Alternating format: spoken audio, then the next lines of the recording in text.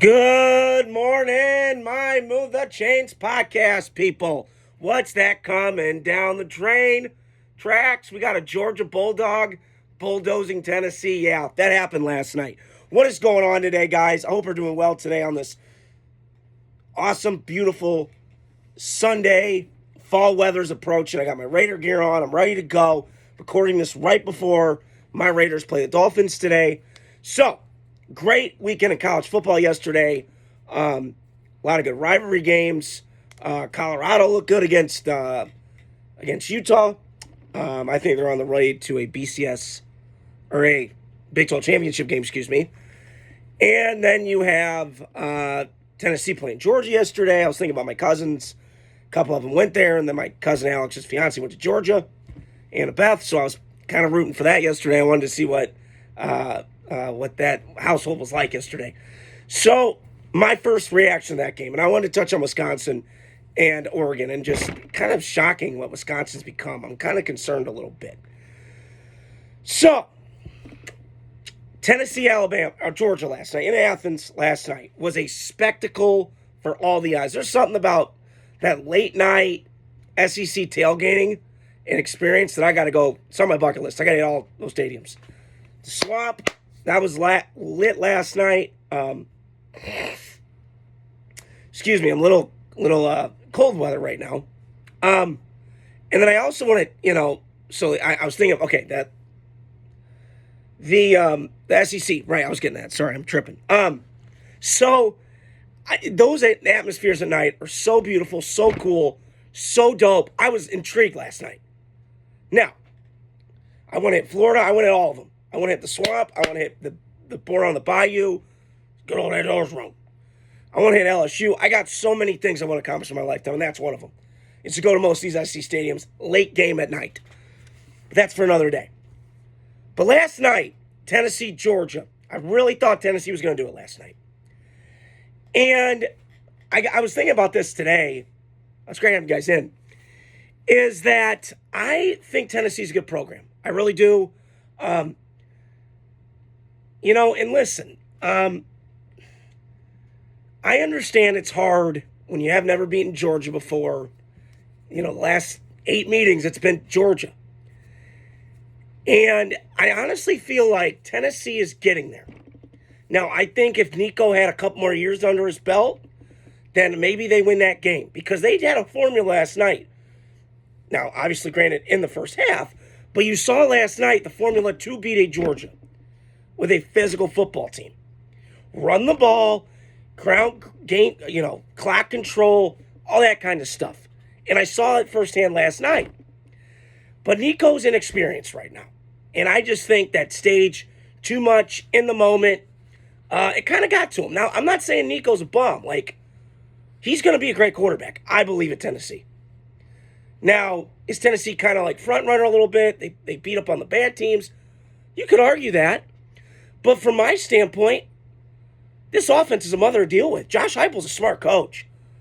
I mean, he's 35-10 against everybody else not named Kirby Smart, and we're going to hold that against him? You're seeing this with Josh Allen in the NFL. He's beating everybody. You just can't beat Mahomes. It's the one guy that's in his way. Now, at some point, I think the dam's going to break, and he's going to beat him. So you keep hoping for that momentum to get on the Tennessee side and not Georgia. But I'm telling you, I like a lot of what Nico can bring. I kept yelling, Nico, Nico, Nico, last night at the game while I was watching it. And I think Georgia, listen, that was the Carson Beck that I've been wanting to see, is that play good football, have fastballs on your throws, have some layer, have some touch. And listen, this is what made him a top 5 pick before the summer started. All the traits were there. Can move really well, has a live arm. Teammates seem to like him. Now, I didn't love when he was laughing on the sideline a couple weeks ago, but you obviously clearly see his teammates like him. Kirby Smart loves him. And what a badass Kirby Smart is. I mean, Jesus, that guy, I want to go play for him.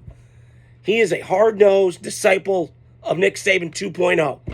And he's done a great job at Georgia getting this talent and really maximizing it. And I think Kirby's really learned from the best. And But I will put a caveat on it. It's almost like Dan Lanning at Oregon. I had this thought, and I'll get to that game in a second. With Oregon, Wisconsin, is that Dan Lanning learned from Nick Saban and from Kirby.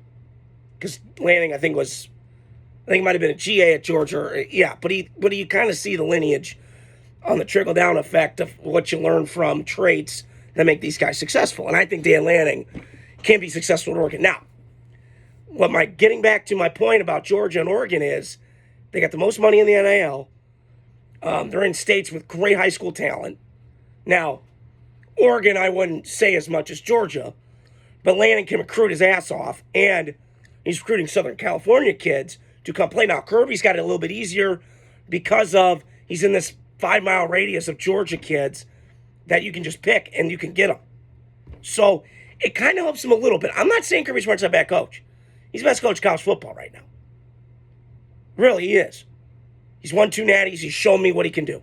Props to him. But last night, I'm not counting Georgia out, man. As long as they got that coach and that team and that defense, watch out. Because they get used jet fuel about as good as I've seen a team use it. Because they get picked on a little bit. They get backs against the wall. They're like, watch this. And they come out swinging. So, great fight from Georgia last night. It was kind of a back-and-forth battle first half, 17-17, and then it was just a Georgia barrage near the end of the game. Tennessee, a lot to look forward to. Nico's going to come back next year, second year. He'll probably win a bowl game, beat somebody really good. You were 8-4 last year. You weren't bad. It's just doesn't help you're in the SEC. So, recap tonight for that game. Georgia is still a power, and they're not going anywhere as long as Kirby Smart's there, and Josh Heupel and that staff with Tennessee is going to do a really good job. And, hey, Tennessee fans, you want Josh Heupel as your coach. Do you want to go back to Butch Jones and all that? How about no? Be happy with Heupel because he's going to get that program turned around, and you've already seen it. Since 2021, he's gotten you great players. And he's gotten your offense been really good, explosive, dynamic. That Dylan Sampson kid, he's going to get drafted. First, second round, third. I was thinking about that last night, watching it, kind of scouting it as a fan, but kind of pretending I was a scout last night, watching. It was really cool.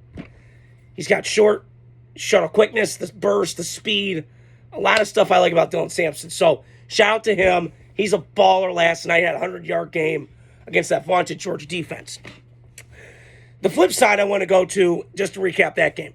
So I'm going to touch on the Wisconsin Badgers. And I don't usually do this on here, but I'm a Wisconsin guy. I've been kind of a Wisconsin fan for a long time. I was up at Madison a couple years ago. One of the best spectacles of my lifetime as a campus is awesome. But last night, Oregon, listen, they're a mother to deal with, no question about it. The line of scrimmage scared me, mainly for Wisconsin, because a couple weeks ago they played Iowa in Iowa City and got absolutely ramrodded. It didn't really bother me because of Wisconsin, I think, toughness, good line of scrimmage, all that stuff, and I feel like it's kind of gotten away from them. And I'm not sure what to make of it. Now, early on in that game, I went, oh, shit, here we go. Same fucking movie. And then that game kind of crept on me a little bit. And I went, you know what? Let's make this a game, Wisconsin. You guys kept hanging in there. But the better team won last night. The better team won. Oregon's the best team in the country for a good reason. They got a quarterback that's really good. Their lines of scrimmage play is excellent. Their coach is really good. And they deserve to be the number one team in the country. It was a scare last night, no question about it. I give Wisconsin credit. They've been in these games. But there's something missing because the last 2 home games you've had, Penn State and Oregon, and you can't close. So I don't know if it's fickle. I don't know what's going on. There's a disconnect going on with that program. Excuse me. So there's something's got to give. Now, Wisconsin side of it, there's a lot of good things to take away. They held Oregon to 16 points. Usually puts up 30. That was a good sign. And Dylan Gabriel's a tough little guy. Now, look, is he going to be a good NFL quarterback? I don't know. I think he's more college than pro. But, hey, that's a great life to have. You did great in college. You sell insurance, great. Give the NFL a shot, why not? But the Wisconsin had a lot of good things last night. But, again, it just comes down to fourth quarters. And you got to close the game, man. They didn't close the game last night. And for a team that's always prided itself on physicality, kind of like Iowa, they're built the same. I don't know.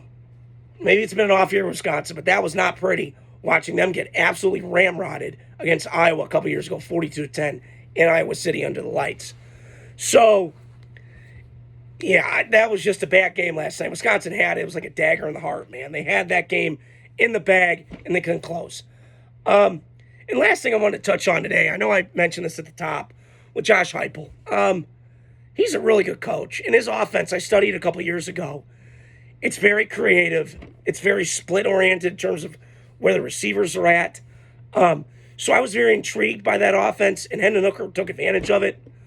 They beat Bama a couple times. Bama, for a long time, it was a nail in the thorn in their horn, man, because Alabama's smacking Tennessee. And I'll tell you what, lately, they play spoiler, man. Last 2 times at home, they've beaten Alabama upright. So, listen, I'm all sold on Tennessee. I think their stock's only going to get better with Nico coming back. You got experience, Josh Heupel, and the staff. So don't get too mad, Tennessee fans. You could be a hell of a lot worse. I know it's not great being 0-3 against, losing last 7 against Georgia, and then 0-3 for Heupel against Georgia. But you could be a hell of a lot worse. So that's all I wanted to get on here today. I hope you guys are doing well on the super terrific Sunday. Football's coming up. Ending this recording right as my Raiders start to play. Like I said, stay tuned throughout the week. I'm going to be putting it on all my social media platforms, and also hit the like, subscribe, share button, and stay tuned throughout the week for the videos, and I'll talk to you guys soon.